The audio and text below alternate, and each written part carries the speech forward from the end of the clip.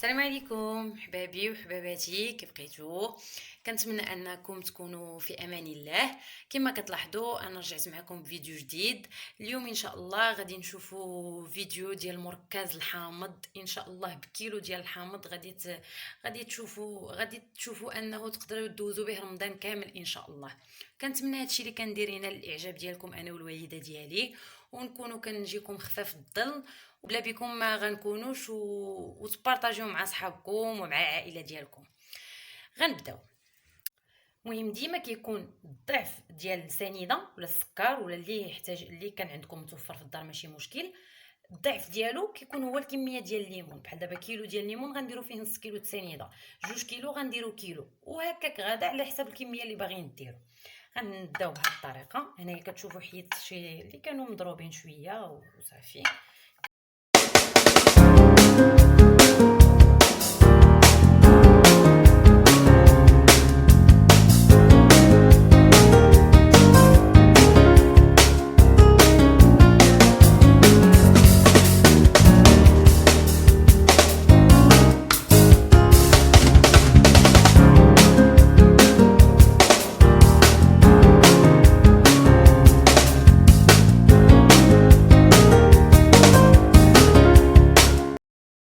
كما كتلاحظوا قلت لكم حاولوا انه ما ديروش هذا البيض، هي القشره الصفراء باش ما يمرناش المركز ديالنا. غادي نقطعوه بهذه الطريقه وغادي نبداو نعصروا بهذا الشكل. المهم كنعصروا حتى كنساليو الكميه كامله وكنحيدوا العظم، ما نعصروش بالعظم. المهم بيان سور نصفيوه وغنبقاو في هذه الطريقه على هذا الطريقه كنساليو نشوفوا معنا المراحل.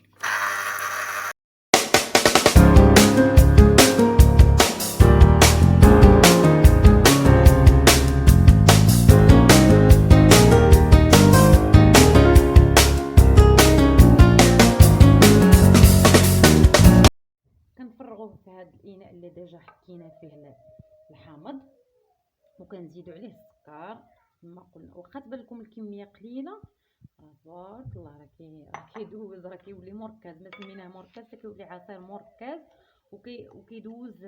السر هو انه كيدوز رمضان تبارك الله كامل، حيت تقدروا ديروه غير في مكعبات، ديروه في شنو ما بغيتو، كديروه مع لي فخوي، كديروه مع داكشي اللي بغيتو. المهم بالنسبه لهذا الاناء كيبات ليله كامله، ولا الا درتيه في الصباح بحال دابا منين ديريه في الصباح وتخليه حداك في الكوزينه تبقاي تحركيه مره عود ديال الخشب. كنفضل عود ديال الخشب احسن من المعلقه. ولا كان في الليل غتخليه يبات الليل كامل باش يذوب هذا السكر، ما يبقاش راه كيولي هذا السكر ما باينش نهائيا، كيولي على شكل سيرو. وخليكم معنا ان شاء الله. غادي نعاودو غنغطيوه بابي سورفيليزي وابخي غادي نتلاقاو ان شاء الله. وبالنسبه لهاد القشور انا راني زدت حامضه باش ما تبان لكمش الكميه زايده، لان هذه لقيتها ناشفه شويه. المهم ما خرجتليش الماء، ما عجبتنيش، زدت حامضه.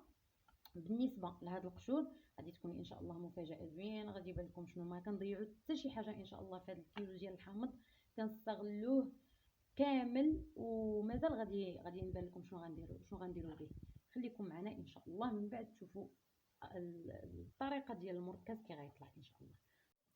السلام عليكم حبابي. من بعد ما رجعنا، من بعد ما خلينا الحامض ديالنا كيبات ليله كامله، هانتوما كي كتلاحظوا مع التحريك ضروري تبقاو تحركوه مره. انا تشوفوا الكميه زادت حيت انا زدت صورت لكم غير داكشي اللي الكميه باش تعرفوا كيلو مع نص كيلو ديال الحامض. ومن بعد زدت انا الكميه اللي كانت عندي كامله كملتها. هانتوما ما كتبقى حتى شي حاجه ديال السكر، كله كيذوب. كنصفيوه صفايه دقيقه بهذه الطريقه.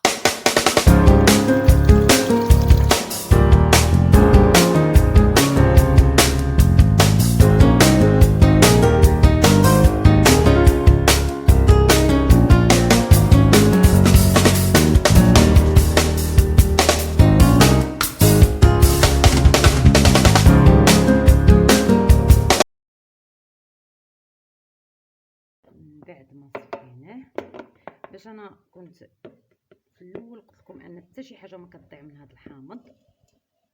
هاد القشور كنخليوه على جنب، نقول لكم شنو نديرو به. هانتوما العصير المركز نتاعنا كي كيطلع غزال وكميه وفيره، كتبان لكم قليله كما كتلاحظوا. هانتوما كيجي بحال السيرو غزال، كيدوز لنا مده اللي زعما مهمه.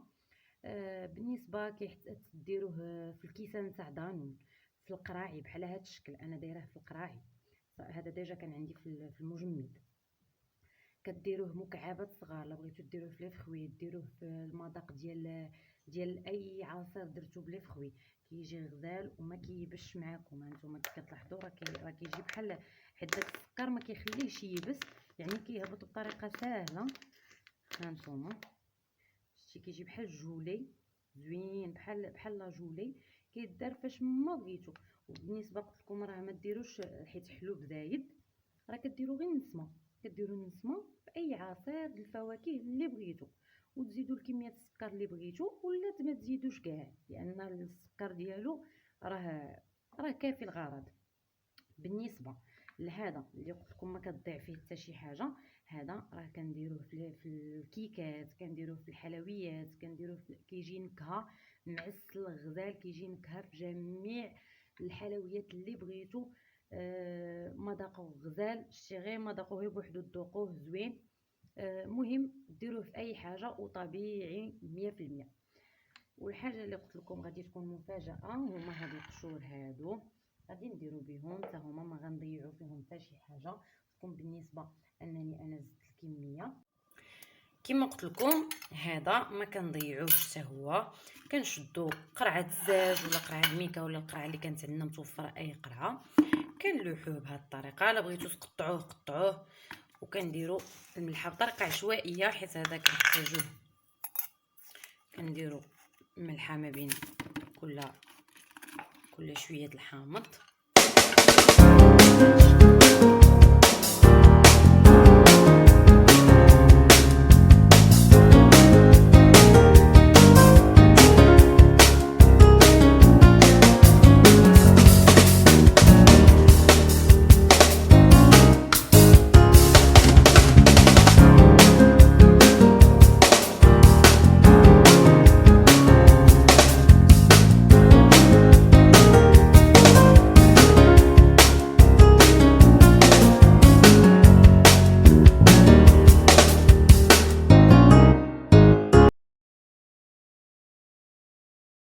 من بعد ما كنصاوبوه بالملحه بهذه الطريقه، كنديروا هذا التخت اللي بقى لنا من العصاره اللي كنا كنعصرو، حتى هو ما كيضيعش. قلت لكم حتى شي حاجه ما كتضيع في هذا المركز ديالنا، واخا بالعظام حيت كنحتاجوه بزاف ديال الحوايج. درنا فيه شويه د المطايب، وكنزيدوه على هذا اللي درنا، هذا القشور ديالنا بهذه الطريقه، وكنغموه هذا الميكا ونسدوه.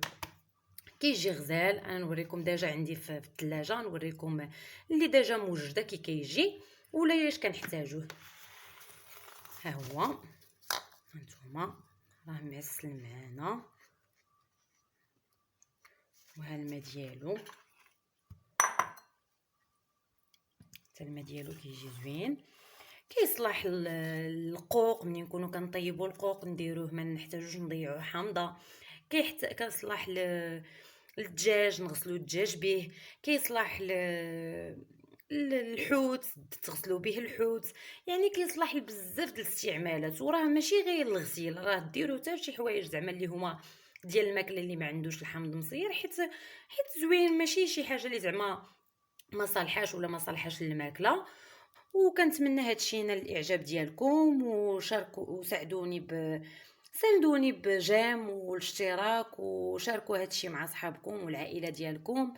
وشكرا بزاف. ومازال غنوريكم ان شاء الله الفيديو كي غتشوفوا معنا ان شاء الله الفيديو ديال الليمون، حتى هو غيكون بطريقه زوينه، المركز نتاع الليمون ان شاء الله. وشكرا على المتابعه.